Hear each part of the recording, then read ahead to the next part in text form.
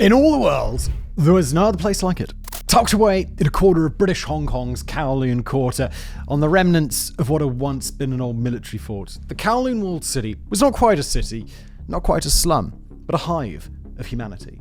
Built haphazardly on top of itself over the course of decades, dreaded as an ungovernable nest for crime and anarchy, and so completely packed inside that not even daylight could reach its outer alleys at the lower levels, the Kowloon Walled City was truly one of a kind.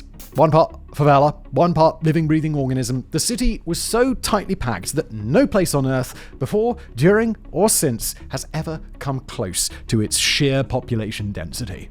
That figure, by the way, 2 million people per square kilometre. In today's episode of Places, we're going to endeavour to tell a tale of two cities. We'll explore the crime den, the public monstrosity, the geographic and demographic anomaly that was Kowloon Walled City from the outside.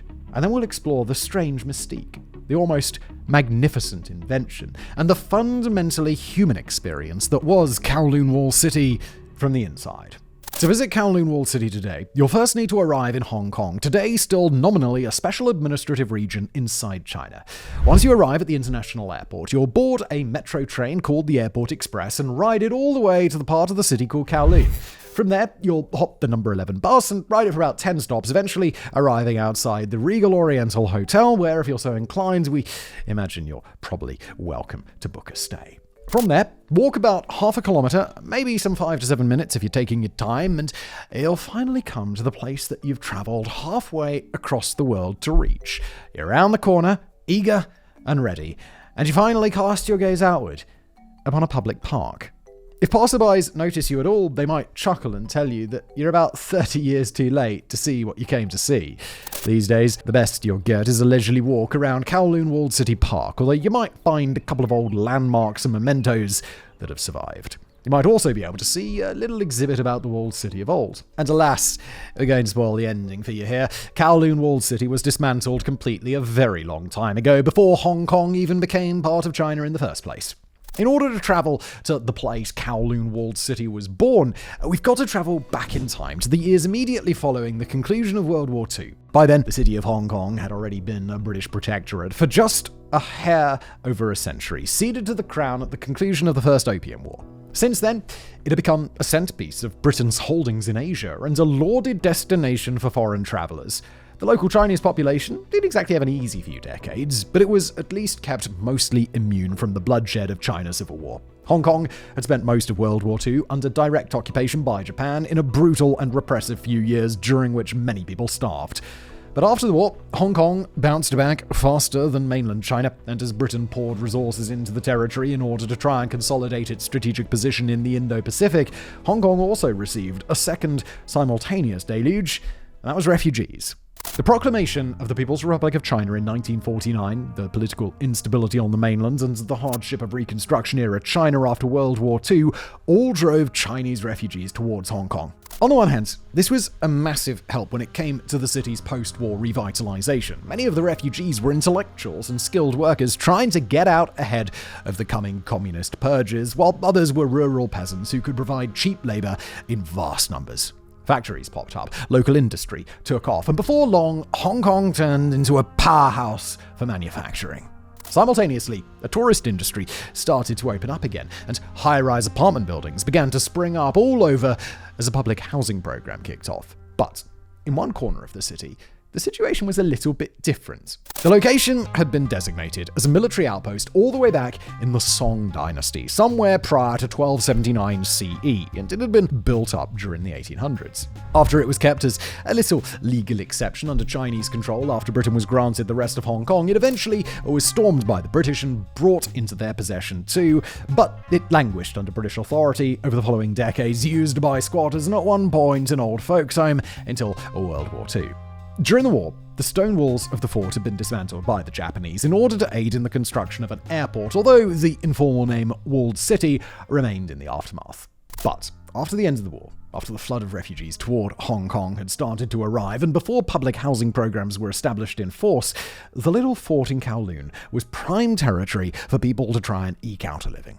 By the time the British decided to do something about the people there, the fort was already taken over by thousands of mostly Cantonese-speaking refugees and immigrants, none of whom had any intention of leaving. The British colonial leadership certainly wasn't amenable to the idea of leaving the slum as it was. Even the territorial governor, one Alexander Grantham, had a clear enough idea of the slum to describe it as, quote, a cesspool of iniquity with heroin divans, brothels, and everything unsavory. In 1948, Britain attempted to push the squatters out of the forts, but they were unsuccessful, and police action at the site prompted riots from the people living there. Not only that, but the squatters' plight was noticed and taken up by the mainland Chinese population. In China, a British consulate was set on fire, and official envoys were dispatched to encourage the refugees in person to keep on fighting.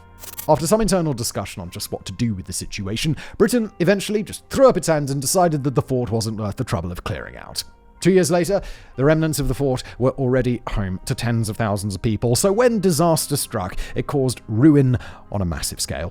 In January 1950, the makeshift slum was ravaged by fire, destroying some 2,500 ramshackle wooden huts and displacing some 17,000 people. The loss of what little these people had been able to collect was devastating. Even worse, no help was coming. The refugees there no longer had a Chinese government to advocate on their behalf, but they'd also been a little too successful in getting the British territorial government to leave them alone. Whatever was next for them, this patchwork of an informal community was going to have to go it alone. But they did have one thing going for them. Like wildfire in a forest, the fire inside their slum had devastated the sensitive ecology that they'd been able to build, but it had also cleared away rot and created room for that same land to begin brewing something greater.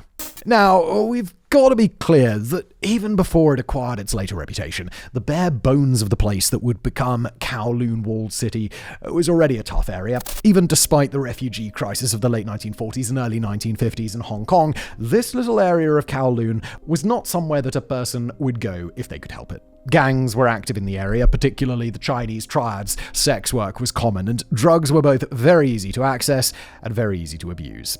Certainly not everybody within this pocket of Kowloon, and in fact, not even most people were involved in illegal industry. But like any number of slums around the world, the place had a bit of a reputation. Desperate people who found themselves there had typically done what they could to avoid ending up in the slum's confines until there was literally no other place to go. Ask the British government, and their community was a blight. Ask the rest of Hong Kong's refugee population, and it was a place of misery and darkness. Ask Obi-Wan Kenobi, and it was a wretched hive of scum and villainy. We mention all of this because it's important to understand just what sort of infrastructure did exist inside the little slum when it came time to rebuild. Two sorts of work existed there: the subsistence work of food supply, medical care, basic education, and other services that sustain any community, and illicit industry. For the criminals in the slum, some of their clientele might come from within, but the vast majority was going to need to come from the rest of Hong Kong. Nobody from the rest of the city was eager to try and pour their money or their dreams into the slumland. Nobody from the British government was going to try and intervene, and even if anybody in the rest of the slum might not have agreed with the idea of becoming part of a criminal haven, what other choice did they have? This time, the creation of the slum city was far more deliberate than in the first go-round. Instead of a constant trickle of new arrivals from China, the population was stable and knew what it had signed up for, even if there was still some growth over time. While the refugees there had nowhere near enough money to get homes elsewhere, they had at least saved up enough to purchase cheap construction materials. Those who could rely on builders from elsewhere in the city did just that. Those who had no such resources would simply have to do it themselves. Hong Kong had since given up attempting day-to-day administration of the lands, and because of the complete lack of regulations, planning systems, and building standards, the people there could basically do whatever they wanted. In this place, a developer was anybody who had a little bit of concrete, a little bit of money, and an idea, and all their ideas, good and bad, were going to have to be played out in order to see how well they worked. Construction of Kowloon Walled City took place in three basic stages: building outward, building upward, and then building together. The first stage was the simplest to understand. Residents cleared out the debris from the fires and built new dwellings on the land that had once been the roughly 6.5-acre, 2.5-hectare grounds of the old fort. With so many people in such a small space, the building outward phase quickly ended. With no more room to lounge out, the residents had to go upward. When they did, It was by throwing together whatever building materials they had and just hoping for the best in their rough approximation of the upward construction happening in Hong Kong around them. Building foundations were comically inadequate to hold the weight they'd eventually bear. Support structures were lacking at best, and regardless of the risk of collapse, buildings kept on springing upward. Finally, the building process reached a third phase, building inward into all the nooks, crannies, and empty space that didn't already have anything going on inside it. Reinforcement, when it existed at all, often came in the act of joining multiple buildings together, practically lashing them each together with materials required to make a new building in the middle. On the bright side, the superstructure was incredibly creative. On the downside, it was kind of a death trap. Inside the walled city was about as ad hoc as it gets. Electricity was wired into a web of legal and illegal connections, some of which were insulated and some of which weren't. Water was mostly piped to the lower floors and had to be carried upward, and propane was used in canisters all around the superstructure, with so many individual little explosive cans that it's a miracle nothing catastrophic ever happened. Air circulation and fire egress in many parts of the building were punchlines rather than requirements.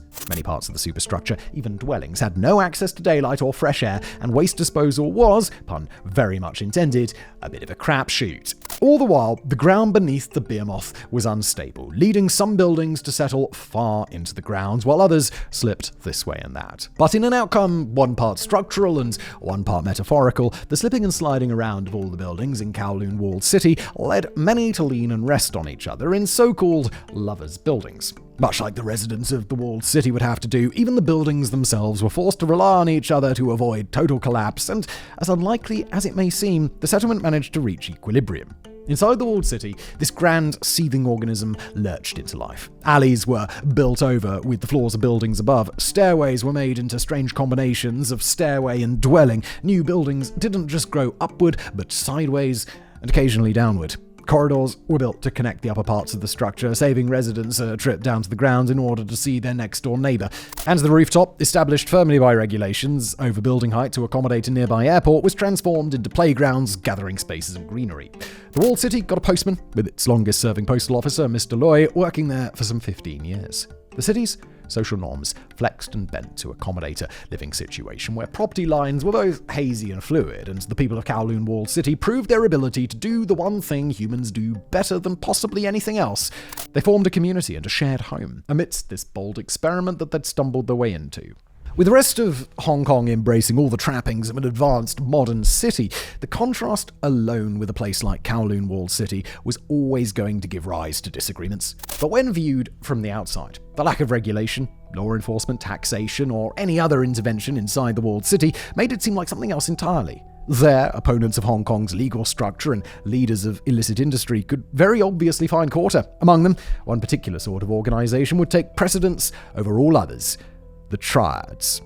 Anyone familiar with organized crime in East Asia today would struggle to miss the Triads, a massive transnational crime syndicate with its base in mainland China. Present in many international Chinese communities, especially in Hong Kong, the Triads of the mid-20th century, as well as today, worked in counterfeiting, drug trafficking, money laundering, fraud, extortion, prostitution, smuggling, and just about everything else that could earn them money from the shadows. They feature a clear leadership structure, strictly regimented internal organization, and rituals and customs like, say, the mafia of other nations, although their specific codes of conduct are unique to them. Like the mafia organizations of Western nations, though, the Triads weren't exactly cohesive internally. Different organizations and families within their ranks were all too happy to squabble or even fight directly in order to control the illegal market. In Kowloon Walled City, there were 5 major Triad gangs at work, all using the walled city for their own purposes. The Sun Yong Gang, one of Hong Kong's dominant organization within the Triads, would boast thousands of members inside Hong Kong at that time, while the 14K Triad, Sun Yi-on's main rival, were known for direct confrontations with the British administration along with the mass production of opiates. The King Yi Gang, the Wo Xing Wo Gang, and the Tai Ho Choi Gang were all active in and around the walled city as well. As for what they did there, well, obviously, lots and lots of crime. Specifically, the walled city status as a no-go zone for the authorities made it ideal for the manufacture and sale of opiates, especially heroin. The Triads also operated a network of brothels inside the city, sold prohibited animal meats, and ran other operations like counterfeiting and gambling inside the walls. Not only that, but the walled city offered the Triads an opportunity to do their business in private, both when it came to peaceful matters and forceful ones. Settling scores was a whole lot easier, with the guarantee that the authorities wouldn't intervene no matter how bad the violence got. Before too long, the Triads controlled internal matters inside the walled city, as the only people with both the organization and the muscle to impose their will in what was essentially a lawless space.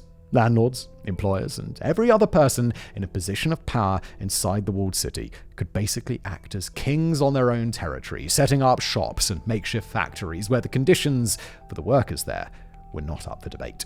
Hong Kong's attempts to deal with the walled city were as infrequent as they were ineffective. For the first few years of the walled city's existence, Hong Kong didn't even exercise jurisdiction over the place, something that was only established in 1959 when a murder trial established that Hong Kong did have responsibility for the slum. Police raids were intermittent and starkly limited, with most public officials more than happy to take bribes to look the other way. In 1963, Hong Kong tried to get rid of some shacks that were sitting at the fringes of the walled city, something that immediately prompted organization from the residents. Hong Kong provided mail delivery and water to the walled city. It provided electricity, and it could grant limited other public services, but it was impotent when it came to providing health or education services. And all the while, Hong Kong had to play nice with the residents inside, mostly because if the territorial government wanted to start just about any fight with the population, then the logical conclusion of those disagreements would almost always end with the dismantling of the city. As much as Hong Kong's leadership might have wanted to do that, it just wasn't feasible. Hong Kong had ample reason to be frustrated when it learned that the walled city residents were digging private wells and selling off the water they collected with little consideration or even awareness of the problems that might cause. The walled city's electrical infrastructure wasn't just haphazard, it was outright dangerous to tamper with, especially for electricians who didn't have the luxury of understanding the whole electrical system, an understanding that was hard to acquire when most of the city's population didn't take kindly to city workers showing up. Many of the people who'd worked to build the walled city claimed that their buildings were safe and code compliant, and while that certainly wasn't always false, one quick look at the superstructure was enough to prove that it wasn't always true either. And that wasn't by accident. The construction process to build the walled city hadn't been managed by the people who lived inside, or at least not directly. Instead, it had been done by contractors, often ones with plenty of prior experience, but no incentive to stay true to regulations in what was basically an unregulated space. If a person could build a dwelling inside the walled city, they were almost certain to find a tenant willing to put up with the conditions in order to secure low prices, and that had created a powerful financial incentive for builders to do the bare minimum to make a livable space, and then move on. Those who controlled property inside the walled city could make a whole lot of profit while providing basically no services to their tenants, who, if they didn't like the landlord, could try their luck in the rest of Hong Kong's more expensive market. In a rare bright spot for the Hong Kong municipal government, the local fire department did establish a relationship with the walled city that allowed them to come in and check on factory conditions, but when they had advice to give out on how to make things safer, those were just suggestions. They weren't instructions. With no means to exercise power within the walled city, Hong Kong was left to regulate it from the outside. Humanitarian organizations were allowed in, especially in the 1970s and 80s, and initiatives to reduce the crime rate, done in partnership with the city's younger residents, were ultimately successful. In 1973 and 1974, the police were able to step up their raids, ultimately carrying out 2,500 arrests or more and confiscating some 1,800 kilograms of drugs in the process. Over the course of the decades, Hong Kong and the criminally unaffiliated residents of the walled city were able to work together and reduce the influence of the Triads. But all the while, Hong Kong understood that it was best served keeping the peace and tolerating what amounted to an anarchic, stinking trash heap in the middle of its Kowloon quarter. Now, all this isn't to say that the authorities in Hong Kong didn't have some sympathy for the people inside the walled city, which, by all accounts, they did seem to. But actually acting upon that sympathy wasn't an easy task. Many officials within the city were reluctant to invest in resources for rebuilding it, for fear that investing any materials or financial wealth in the space would legitimize the claims of the residents to their homes. Realistically, the city would have much preferred to see it gone than fixed, and starting to fix it would have all but ensured that the city would have to commit to continual renovations and repairs. Not only that, but Hong Kong didn't exactly need these people to be living on this particular plot of land either. Hong Kong's housing system, while still deeply imperfect, now has the resources that had been lacking when the walled city first rose up out of the ground. The problem had now become that disrupting or dismantling the walled city itself would mean breaking up a community, destroying a way of life for tens of thousands of people, and quite possibly forcing them to give up much of what they had in the process. By the time that Kowloon Walled City had reached its prime, It had gone from impoverished settlements to a massive behemoth. In some parts of the walled city, buildings rose 14 stories high, although, to be fair, the height of a building story inside the walled city was a lot less consistent than it would be anywhere else. The entire ground level and most of the second and third levels were shrouded in darkness, except for one central courtyard. On balance, the entire walled city was estimated to supply about 7 square feet of living space per individual person. Externally, it wasn't exactly a pretty sight, but it was certainly a memorable one, overlaid with a mess of balconies, paint jobs, cages, concrete walls, and tiny filler buildings crammed in between the larger ones that had been built earlier in the superstructure's history. But life on the inside, while certainly tough or even dangerous at times, wasn't nearly so dark or as hopeless as Hong Kongers on the outside seemed to believe. At its core, the walled city was a community organized by people with few options, but still just as much humanity as might be found elsewhere. There were families there, schools, doctors, dentists, and a clear, distinct culture that was unlike anywhere else. Sure, there were plenty of caveats. Those doctors and dentists, for example, were ones who preferred to operate in places where nobody was going to check and see whether their papers were in order. That's not to say that they were amateurs, just that they'd been trained in China but hadn't been able to take the qualifying exams that would allow them to practice in Hong Kong. But despite the many elements within the walled city that operated around the law, the place was a whole lot more than a crime den. It was a whole world unto itself. In fact, while the Triads did maintain a strong presence inside the walled city, they were typically more than happy to share the space with other residents. Many former denizens of the walled city have explained that they only rarely saw members of the Triads and found out what they were up to even less frequently. And besides the organized crime in the walled city, the place was a hotspot for entrepreneurship and manufacturing. In its heyday, the walled city accounted for hundreds of perfectly legitimate factories where low rents, non-existent labor regulations, and an abundance of people willing to work made what a pure capitalist would call a near-perfect situation. Laborers were willing to work in appalling conditions for long hours, with the labor force often involving children. But god damn, it was profitable. Goods manufactured in the walled city were widespread around the rest of China, especially plastics, textiles, and even food, which was often grown or prepared inside the slum. As goods went out, aid organizations, religious societies, welfare groups, and more all found their way in. People developed customs, an internal culture, and deep bonds not just to their families and neighbors, but to their home itself. When Hong Kong had come calling in 1963, trying to tear down some of the tents at the outer fringes of the walled city, the people there didn't just respond with organized protest. They created what's called a Kai Fong organization, a society of mutual aid that granted them a structure not just to push back against overreach from outside, but to support each other within the city walls. The organization served to provide medical care, education, vital supplies, and coverage for living expenses for the desperate inside the city, often at very low cost or even for free.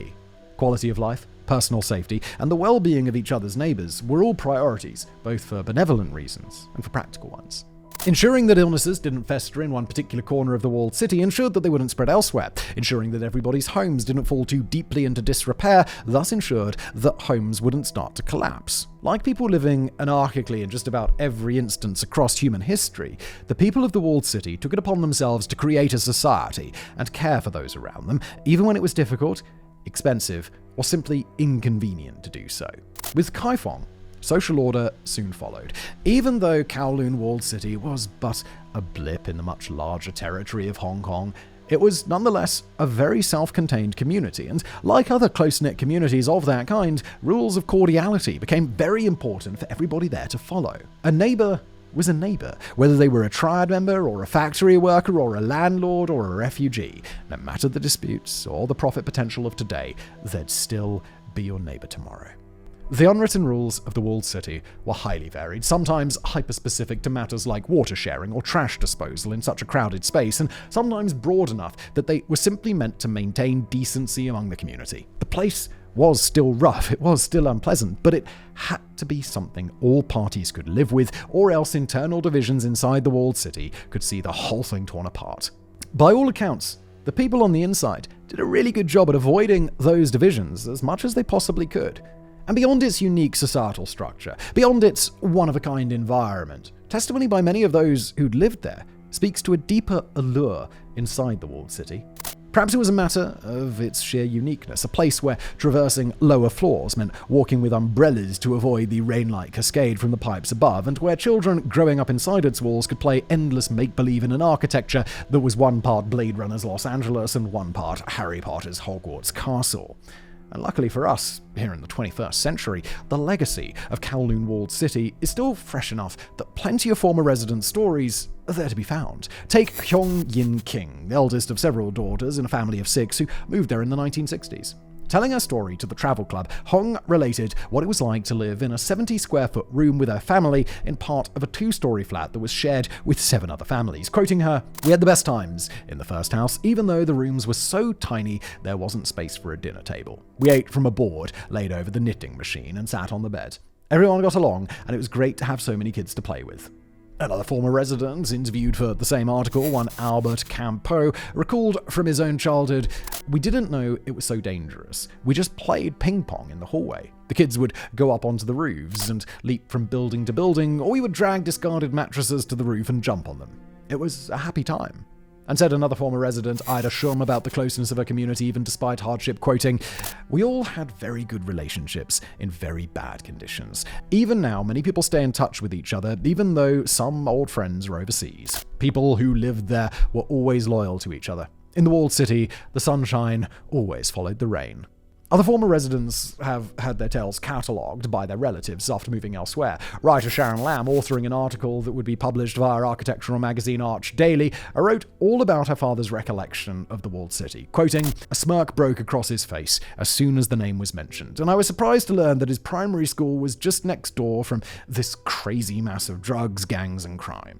In fact, most of our conversation focused on the food that you could find there." He describes the place as very special.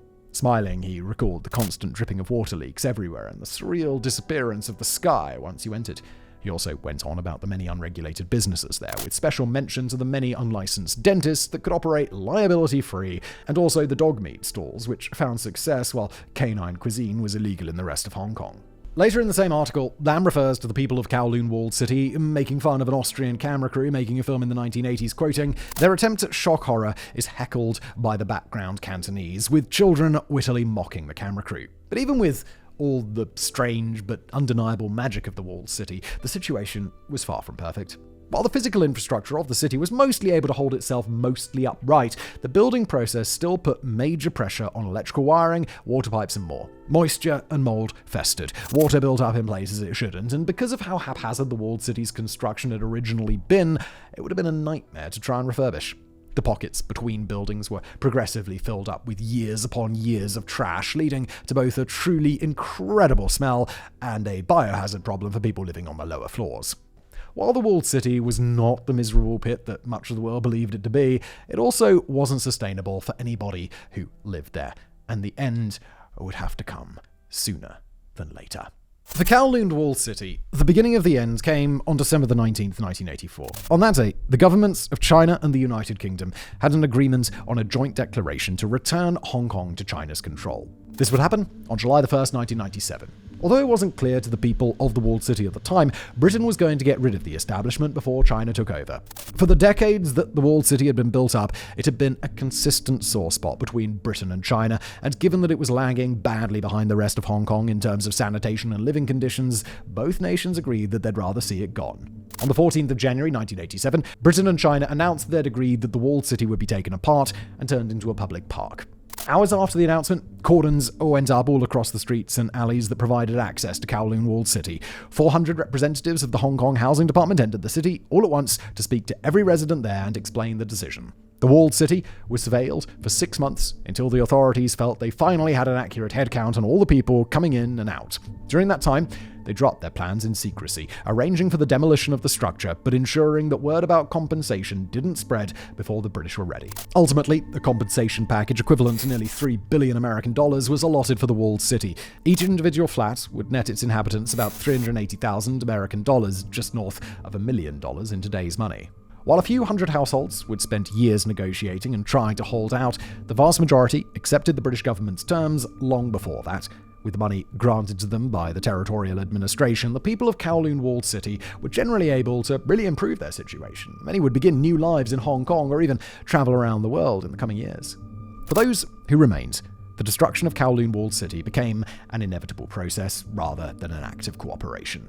In July 1992, riot police escorted the city's remaining residents out by force, and once they were gone, the whole thing was enveloped in a tall wire fence.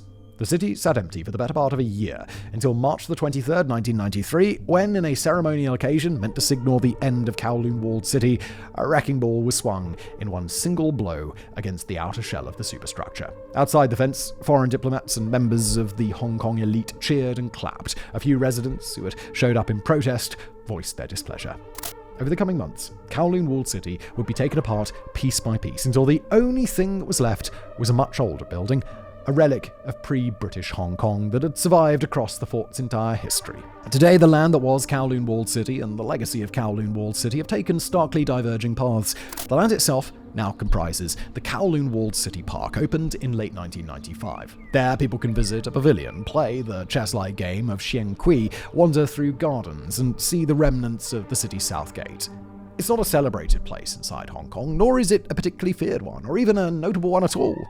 Meanwhile, the walled city's legacy has taken on a new life in Western media. It served as the inspiration for a walled neighborhood in the 2005 film Batman Begins, and it's shown up in the video game Call of Duty Black Ops 2, alongside a range of books, films, games, and television shows. Every once in a while, former residents of the walled city still visit the park. Today, there are no crammed flats to house them, no dank, halfway flooded tunnels under tons of concrete, nor is there any other place on Earth quite like Kowloon Walled City. There never has been, and there likely never will be. For as long as it lasted, it was an anomaly. At once, a bold and successful experiment in peaceful anarchy, and a reflection of the failures of British Hong Kong to give a massive group of refugees any option for relief, except the very last resort. It was one part dystopia, it was one part experiment, it was one part home, and it was truly, completely one of a kind.